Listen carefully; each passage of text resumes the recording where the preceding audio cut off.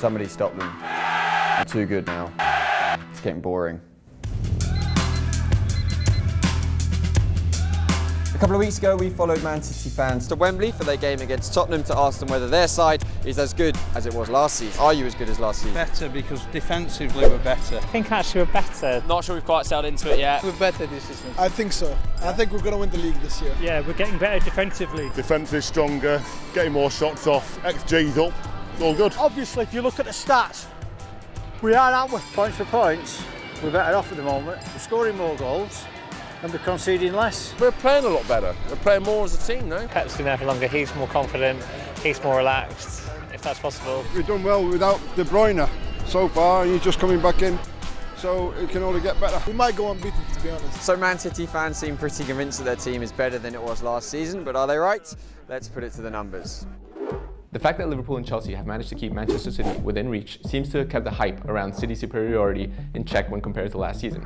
However, fans seem convinced that City are actually better this season, so today we're going to look into that question. Let's start simple. Their goals and XG per game, both scored and conceded, seem to say City are having a better season so far this time around.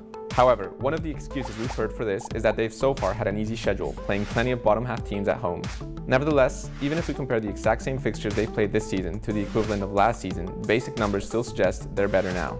Still, we refuse to instill this frightening idea on the rest of the league without proper due diligence. Now, last season we did an episode asking if City were the best team in Europe, and one of our main focuses was how good City were at pressing. High pressing has become one of the hot topics of football over the last decade. An indicator for the speed of the press is measuring the average time in seconds that the opponent is allowed on the ball. Again, Manchester City is in the top 5 in Europe for this indicator. Let's look if they carried this proficiency into the new season. Last season, City were the team that allowed opponents the fewest passes and least time on the ball per possession. This season, however, these indicators have worsened considerably, which would normally indicate that they're now pressing with less intensity. Even when we compare with the equivalent fixtures from last season for comparability, City are letting their opponents have the ball for longer and string together more passes. Have we found City's weak spot here? And is there hope for the rest of the league?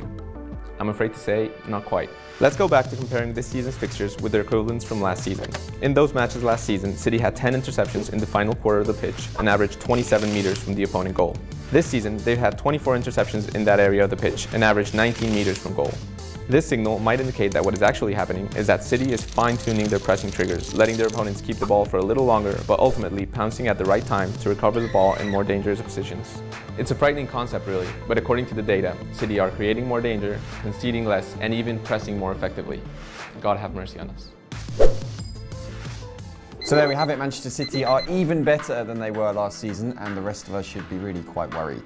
Where should we go next? Let us know in the comments below. But in the meantime, this has been 3 Minute Myths. Suspicions confirmed in 180 seconds.